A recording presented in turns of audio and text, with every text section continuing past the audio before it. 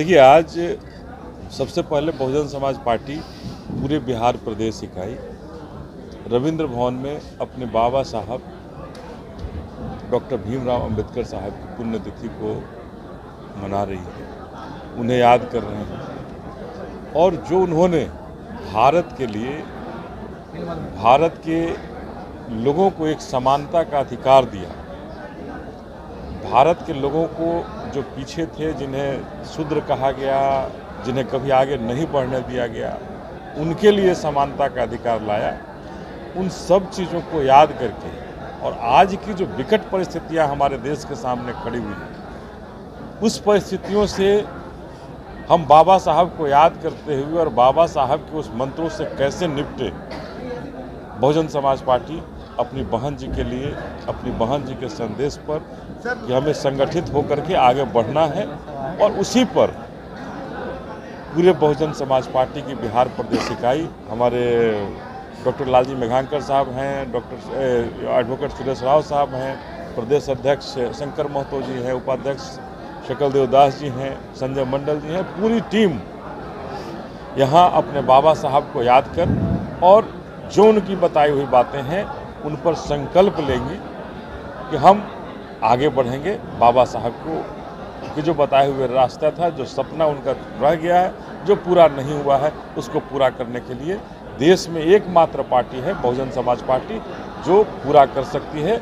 ये भारतीय जनता पार्टी और कांग्रेस के रहते बाबा साहब का सपना कभी नहीं पूरा हो सकता। सर, लगातार इंडिया गठबंधन के द्वारा कहा जा रहा है कि संविधान खतरे में, क्या वाकई संविधान खतरे में है? निश्चित रूप से जो अभी समय आया है, ये समय हमारे संविधान से नहीं चल रहा है।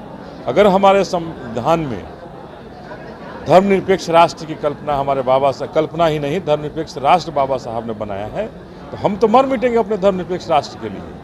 बहुजन समाज पार्टी का एक एक सिपाही धर्मनिरपेक्ष राष्ट्र के लिए मरने को तैयार है, तो कैसे कोई हिंदू राष्ट्र की बात करता है और हमारे भारत में रहने की हिमाकत करता है? कैसे? ये कहीं ना कहीं आज हमें आर्थिक रूप से हमारी गुलामी हो रही है। पहले ईस्ट इंडिया कंपनी आई थी और उसके बाद अंग्रेजों ने हमें गुलाम बनाया था, और आज भी कुछ एक कंपनियां हैं जो भारत को आर्थिक रूप से गुलाम कर रही हैं और हम उसके पीछे जा रहे हैं। तो कहीं ना कहीं जो बाबा साहब का जो सोच था, बाबा साहब का जो संविधान था, उस सोच और संविधान से हमारा भारत आज नहीं चल रहा है। आज कहीं ना कहीं एक समय था कि श्रीमती इंदिरा गांधी जब थी प्रधानमंत्री, तो कहा गया था कि देश में प्रशासन जो है, लोकतंत्र नहीं चल रहा है, और आज फिर ऐसा लग रहा है कि हमारे यहाँ लोकतंत्र नहीं चल रहा है, कोई अलग शासन चला रहा है, हमारा संविधान से हमारा शासन नहीं चल रहा है। भाजपा का रास्ता अलग ही रहेगा इंडिया गठबंधन से, या साथ में कुछ संभावनाएं बन रही हैं? देखिए, अभी कोई संभावना की बात हम नहीं कर सकते हैं। बहन जी ने स्पष्ट 10 तारीख को बैठक रखी है, और 10 तारीख के बैठक में बहन जी का जो निर्देश होगा, उस निर्देश पर पूरे बहुजन समाज पार्टी एकत्रित होगा।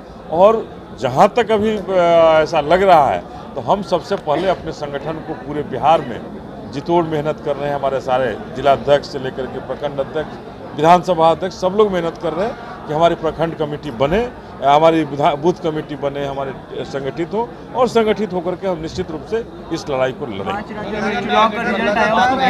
आपकी पार्टी सब सीटों पर लड़ेगी सर? इंडियन गठबंधन से बात नहीं हुई तो आप बिहार में सब सीटों पर लड़ेगी? देखिए, पूरे भारत में अकेले लड़ने की तैयारी हो रही है। बिहार ही नहीं, पूरे भारत में हमारी बहन जी ने अकेले लड़ने का फैसला किया है, और मुझे पूरा भरोसा है कि बिहार सबसे आगे रहेगा। और दर्जनों सीट, हमने पहले भी कहा है और आज भी आपसे कहना है कि दर्जनों सीट बिहार से हम जीतने का काम करेंगे, और प्रधानमंत्री बनाने का काम अपने बहन जी को करेंगे। भाजपा की टीम राज्य में सरकार बनी, सर इसको कैसे देख रहे हैं? सीताराम मांझी को जिस तरह से सदन में अपमानित किया, कहीं ना कहीं दलित समाज का दुखी है इससे। देखिए, दलित समाज इन सरकारों से हमेशा ही दुखी है। एक जीतन राम मांझी जी ही को अपमानित नहीं किया गया, हमेशा दलित समाज को अपमानित किया गया। नहीं, भीम संसद भी तो उन्होंने बुलाया था दलितों को लुभाने के लिए। भीम संसद बुलाया गया। भीम संसद का आप जाकर के एक तस्वीर देख लें आप, कि भीम संसद बुलाया जाता है और बाबा साहब उस मतलब उनके पिक्चर से गायब हैं। तो भीम संसद लिख देने से नहीं होगा, बाबा साहब की आइडियोलॉजी दिल में बैठाना होगा। ये नीतीश कुमार की आइडियोलॉजी और किन्हीं और की आइडियोलॉजी नहीं चल सकती है बाबा साहब के साथ। ये हम उनको भीम संवाद चलाने वालों को भी कहना चाहते हैं कि बाबा साहब को पढ़ो और बाबा साहब को जीवन में उतारो। केवल भीम संवाद से हमारा कल्याण नहीं हो सकता है जो तुम झूठ का सहारा ले रहे हो।